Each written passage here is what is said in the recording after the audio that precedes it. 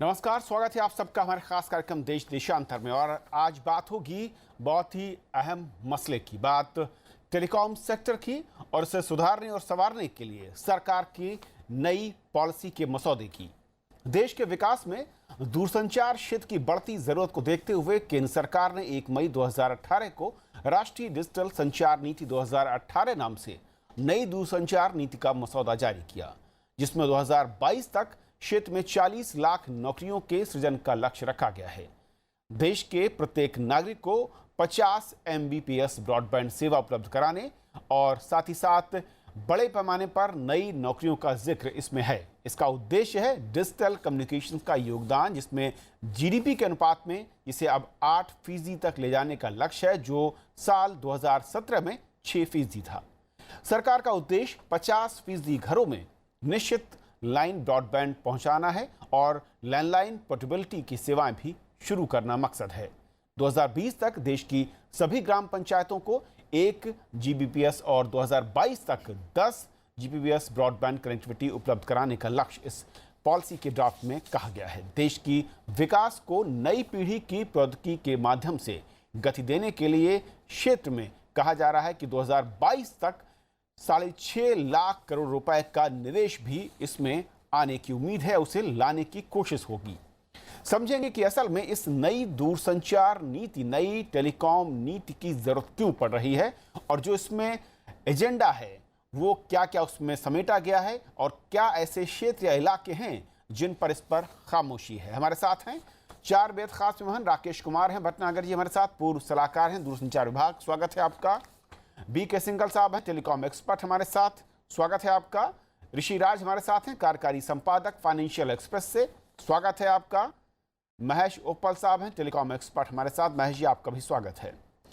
शुरुआत में उप्पल साहब आपसे करना चाहूंगा, ये जो नई टेलीकॉम नीति का मसौदा जो ड्राफ्ट हमारे सामने है, इसकी जरूरत हमें आज क्यों पड़ रही है, क्या है इसका मकसद?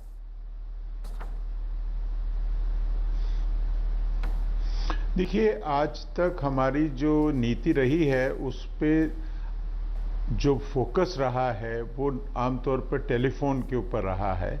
डेटा सर्विसेज पे उसका फोकस बहुत ही कम रहा है। और आज की डेट में हम सबको सब लोग मानते हैं कि जितने तक भारत में देश भर में अच्छी बैंडविड्थ वाली ब्रॉडबैंड सर्विसेज यदि उपलब्ध नहीं होंगी तो ग्राहकों को भी और भारत की इकोनॉमी को भी इससे बहुत बड़ा नुकसान होगा। तो इसलिए अब हमारी जो नीति है उसके लिए बहुत आवश्यक है कि वो ब्रॉडबैंड एक्सेस पर फोकस करे। दूसरा कि इस सेक्टर में जो टेक्नोलॉजी है वो लगातार आगे बढ़ रही है और भारत की महत्वाकांक्षा ज़रूर ये है और इस नीति के जो ऑथर्स हैं उनकी भी महत्वाकांक्षा ये है कि ये सारी जो सर्विसेज हैं, चाहे वो 5G है या नई टेक्नोलॉजीज आएंगी, उनको भारत के ग्राहकों को जल्दी से जल्दी और पर्याप्त मात्रा में मिल सके। तो और उस खासकर ना ही बल्कि पर्याप्त मात्रा में तो मिले ही और साथ में अफोर्डेबल प्राइस पे भी मिले, वाजिब दामों पे भी मिले। तो ये सब चीजें हैं इस पॉलिसी का नया फोकस। ओके। और अब देखना होगा कि आगे इस पॉलिसी में का किस तरीके से इसका इम्प्लीमेंटेशन होता है। राकेश जी, जो बात कही उप्पल साहब ने, क्या कुछ ऐड करना चाहेंगे? जो फोकस की बात है, जो स्ट्रेटेजिक ऑब्जेक्टिव की बात मैं कहूँ 2022 को लेकर, क्या और चीजें हैं जो इसमें आपको लगता है कि ऐड ऑन हो सकती थी, या पूरा जो खाका है उसमें वो सब कुछ है जहां पर आज के हिसाब से हमारी जरूरत है? इस पॉलिसी में बहुत सारी चीज़ें हैं जो जिनके बारे में बहुत अच्छा कवरेज इसमें दिया गया है। उनमें से कुछ के ऊपर मैं कमेंट करना चाहूँगा। भारत नेट, ग्राम नेट, नगर नेट और जन वाईफाई नेशनल ब्रॉडबैंड मिशन के संदर्भ में राष्ट्रीय ब्रॉडबैंड अभियान, तो इसके बारे में जो स्ट्रेटजी स्टेटमेंट दिया हुआ है वो ये बहुत अच्छा प्रयास है। नेशनल फाइबर अथॉरिटी को क्रिएट करने के लिए वो भी एक बहुत अच्छा प्रयास है। वर्चुअल नेटवर्क ऑपरेटर्स के बारे में वो भी काफ़ी अच्छे प्रयास इसमें दिए गए हैं। स्पेक्ट्रम के बारे में भी कई चेंजेस इन्होंने इस पॉलिसी में दी हैं, वो भी एक बहुत अच्छा प्रयास है। सेटकॉम पॉलिसी में भी, क्योंकि इंडिया का एक्सपर्टाइज सैटेलाइट लॉन्चिंग में और उन सब एक्टिविटीज़ में है, but at the same time India में जो प्राइसेस हैं सैटेलाइट बैंडविड्थ की वो काफ़ी हाई हैं, तो इसमें भी करेक्टिव एक्शंस के बारे में बात करी गई है, रेगुलेटरी इनिशिएटिव्स के बारे में भी बात करी गई है। लेकिन इस पॉलिसी में कुछ चीज़ें ऐसी भी हैं जो कि ऐड करने की आवश्यकता है। ये क्योंकि as of today it is a draft document, right, तो उसमें जो है जो कमियां हैं उन सबको सुधारने की आवश्यकता ज़रूर है। हमारी इससे पहले की नेशनल टेलीकॉम पॉलिसीज़ जो आई 1994 में आई, 1999 में आई और 2012 में भी आई, उन सब टेलीकॉम पॉलिसीज़ में मैन्युफैक्चरिंग के ऊपर में काफ़ी, डोमेस्टिक मैन्युफैक्चरिंग के ऊपर में काफ़ी इम्पोर्टेंस दिखाई गई थी।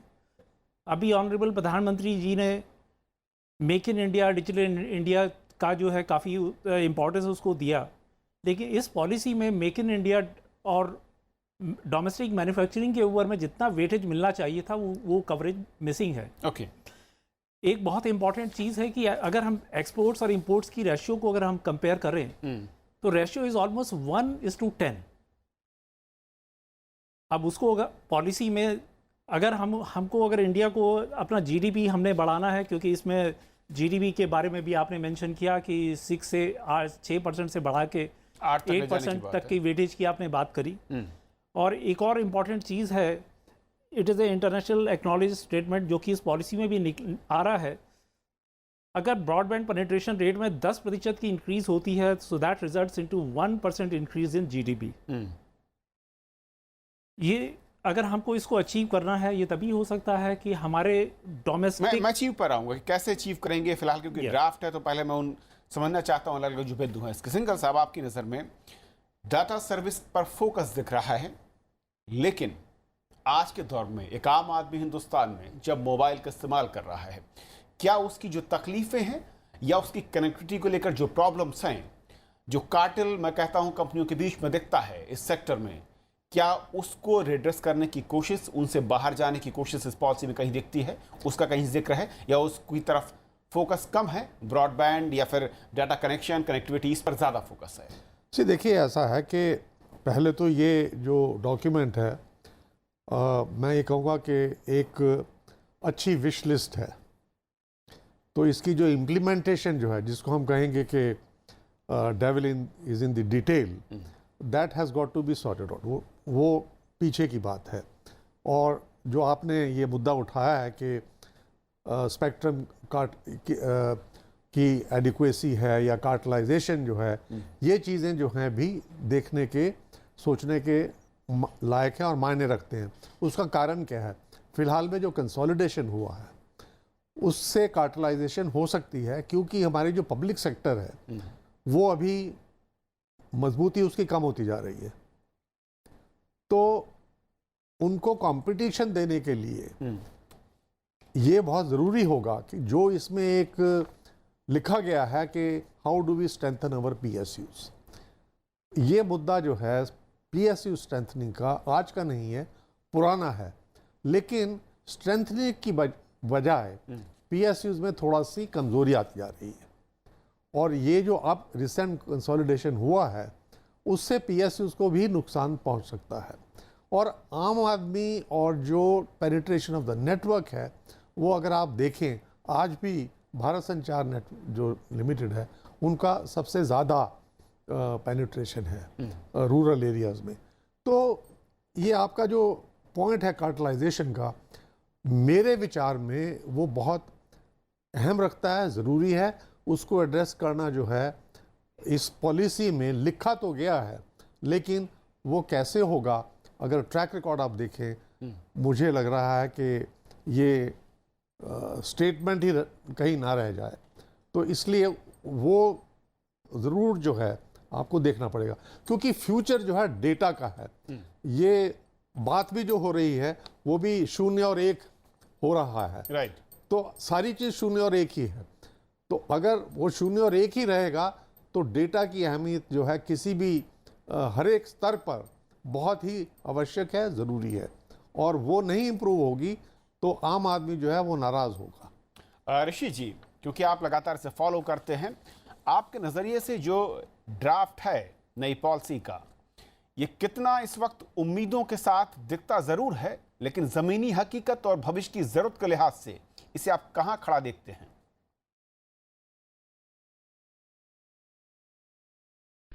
देखिए, मैं इसको बोलूँगा कि ये this is a step which has been taken very late and it gives you very little, so it's too little too late.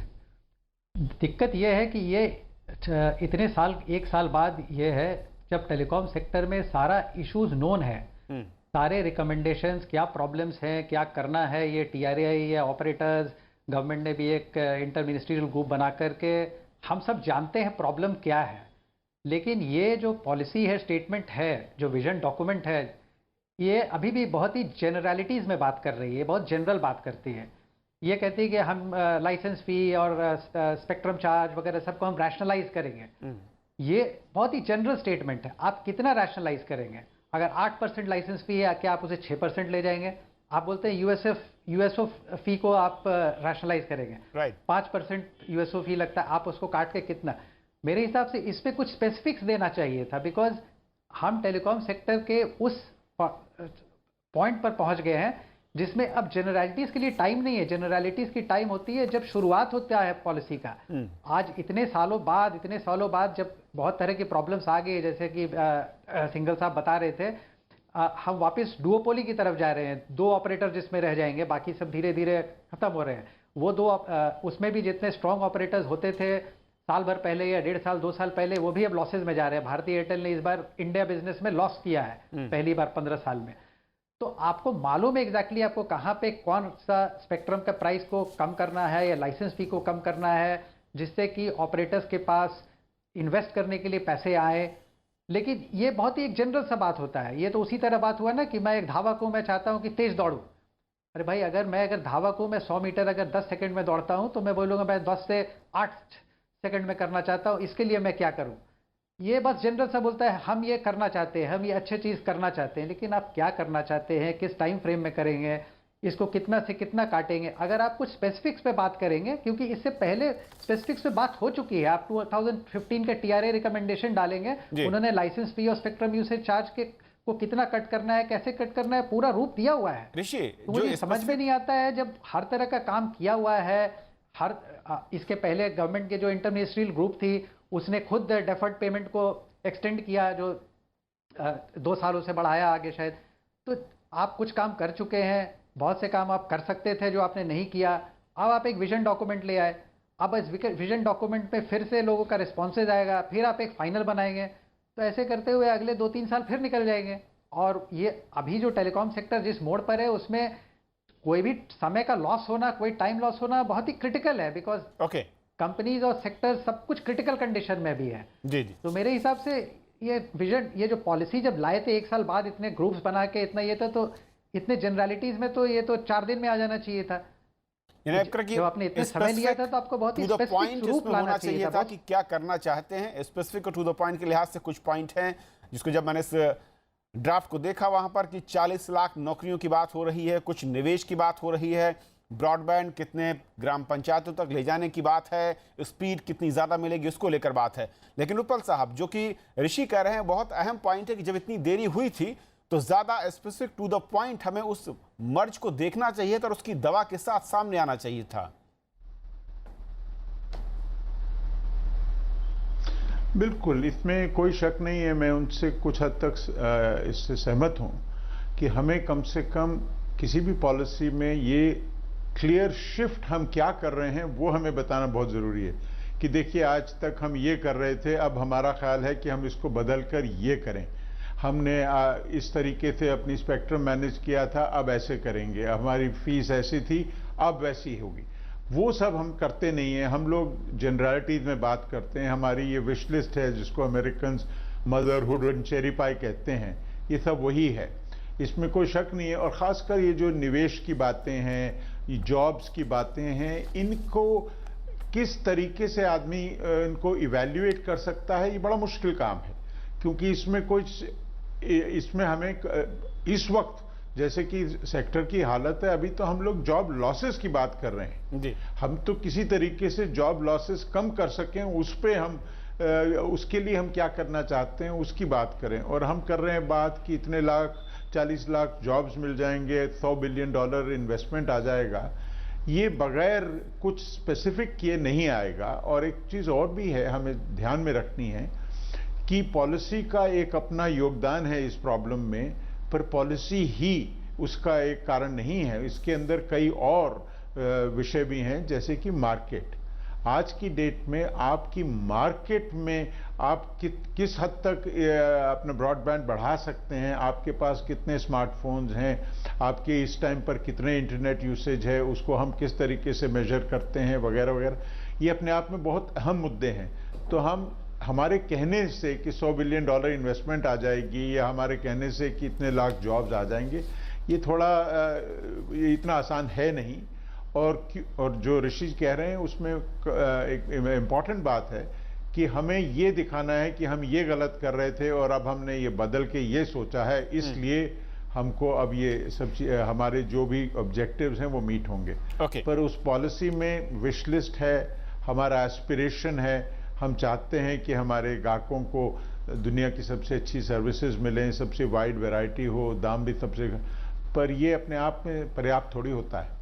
Singhal साहब, 3 पॉइंट जो मिशन की बात कही गई इस पॉलिसी में, कनेक्ट इंडिया की बात कही गई है, प्रोपेल इंडिया की बात है, सिक्योर इंडिया की बात है।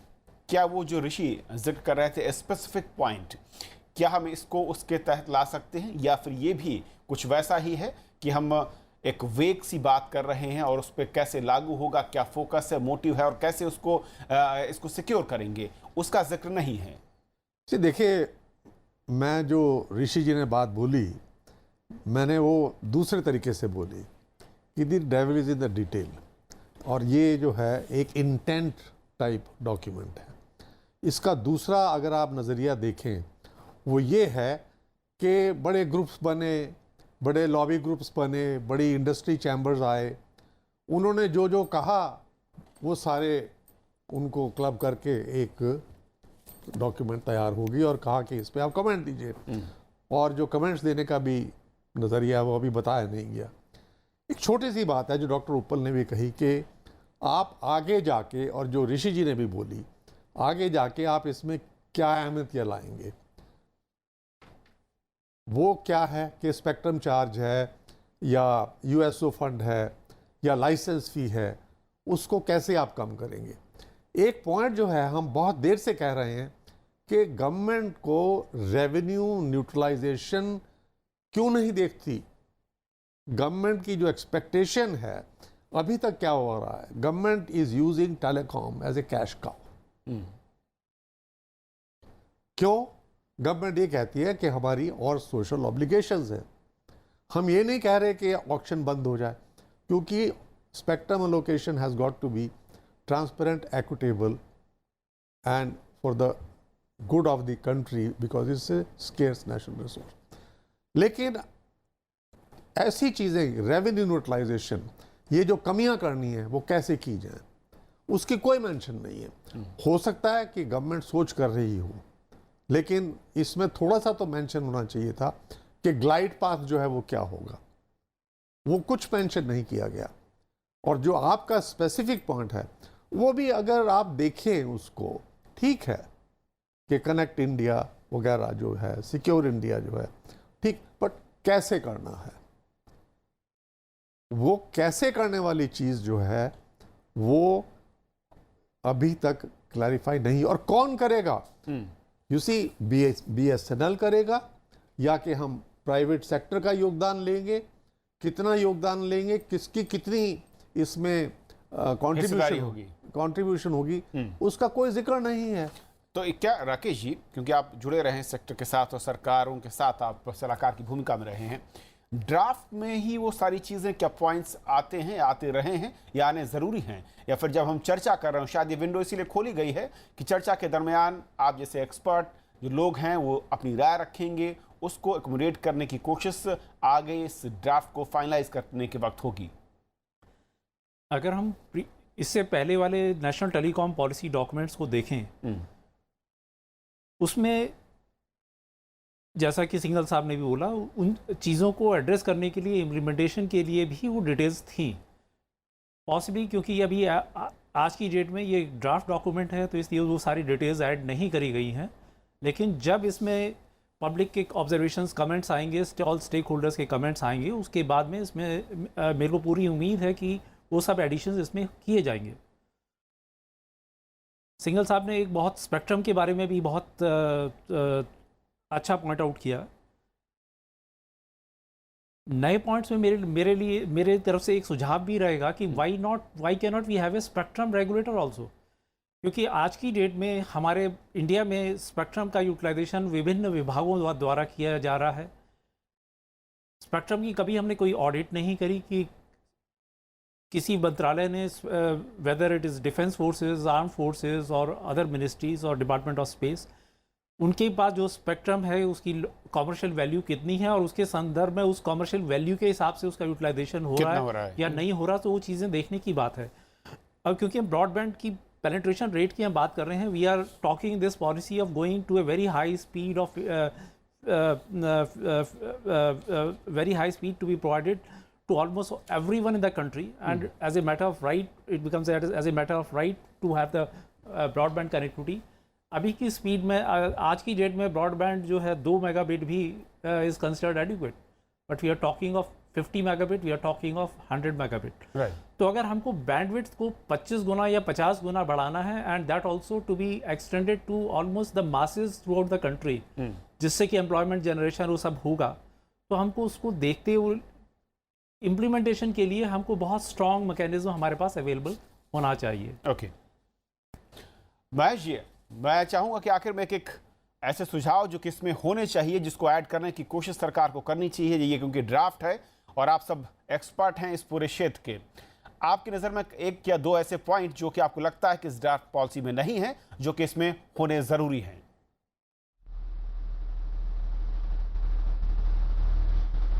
देखिए, इस पॉलिसी में जैसे कि बाकी लोगों ने कहा है, एक इम्प्लीमेंटेशन प्लान होना चाहिए, उसमें एक स्टेटस रिपोर्ट होनी चाहिए कि देखिए हमारे जो सेक्टर है उसकी ये हालत है, उसमें इतने पैसे की ज़रूरत पड़ेगी और ये जो निवेश है ये किस तरीके से हम आएगा, उसका हमारा क्या प्लान है। दूसरा, हमें ये बताना पड़ेगा, यदि हम सेक्टर की लेवीज या जितने भी उनके टैक्सेस वगैरह कम करना चाहते हैं, तो क्या हमारे पास उसकी एपेटाइट है, क्या गवर्नमेंट उसको कर पाएगी। तीसरी चीज़ बतानी चाहिए कि ये जो हम लोग नए सुधार की बात कर रहे हैं, उससे हमारी लाइसेंसिंग रेजीम पे काफ़ी इसका इम्पैक्ट होगा, क्या हम उसके लिए रेडी हैं कि नहीं। फॉर एग्जांपल, यदि आप डेटा सर्विसेज जिस तरीके से आप कह रहे हैं ओपन करेंगे, उससे आपके एग्जिस्टिंग लाइसेंसीज हैं उनके कंडीशंस पे, उनके मार्केट पे इम्पैक्ट होगा। अब आपको उसको किस तरीके से एड्रेस करना है,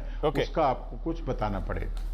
मेरा ख्याल से ये 3-4 चीजें यदि होती तो ये पॉलिसी जो है वो क्रेडिबल हो जाती, क्योंकि फिर हम कहते हैं कि हाँ, इसमें जो संसाधन है उनका इंतजाम किया गया है, इसका जो इम्पैक्ट होने वाला है उस पर थोड़ा ध्यान दिया गया है। सिंघल साहब कुछ और ऐड ऑन करना चाहेंगे जो कहा? मेरा यही तो मैं तो एक जो बहुत ज़रूरी मुद्दा है वो है strengthening of the public sector units. नहीं, इसका जिक्र आपने पहले किया, कुछ और नया पॉइंट जो आप चाहें कि इसमें?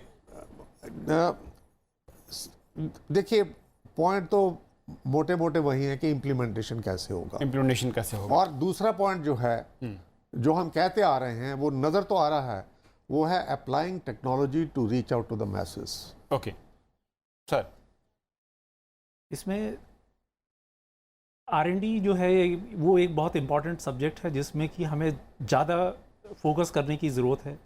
आज की डेट में CDOT is the only R&D centre which of course is working under the government of India, but there are no R&D centers of similar caliber working in the private sector. We in the country, हमें एक नहीं बल्कि कई CDOT के equivalent organizations की आवश्यकता है कि जो कि R&D करें, इंडियन IPRs के बेसिस में हम आगे मैन्युफैक्चरिंग कर सकें और उसका फ़ायदा हम ले सकें। एक और सेगमेंट है जिसको कि एड्रेस करने की थोड़ी ज़्यादा आवश्यकता थी, standardisation and certification process. Okay. Smart cities का हम इम्प्लीमेंटेशन कर रहे हैं, तो स्मार्ट सिटीज़ में जो इम्प्लीमेंटेशन है, जो हम इन्वेस्टमेंट्स उसमें जा रहे हैं, they should not be going waste. हम अमेरिका के स्टैंडर्ड्स के बेसिस में स्मार्ट सिटी इम्प्लीमेंट ना करें, हमको इंडियन स्टैंडर्ड्स के हिसाब से इम्प्लीमेंटेशन करने की आवश्यकता है। तो इंडियन नेशनल स्टैंडर्ड्स क्या होने चाहिए उसके बारे में भी एक फोकस होना चाहिए। जी ऋषि, एक आखिरी में आपसे खत्म करना चाहूँगा कार्यक्रम। एक आम आदमी के नज़रिए से, इस सेक्टर के नज़रिए से और कंट्री के नज़रिए से क्या बड़े फैक्टर हैं जो कि रह गए हैं, जिनको आप चाहेंगे कि इसमें ऐड ऑन हो, जिस पर चर्चा भी हो और उस पर आगे फोकस करने की ज़रूरत है?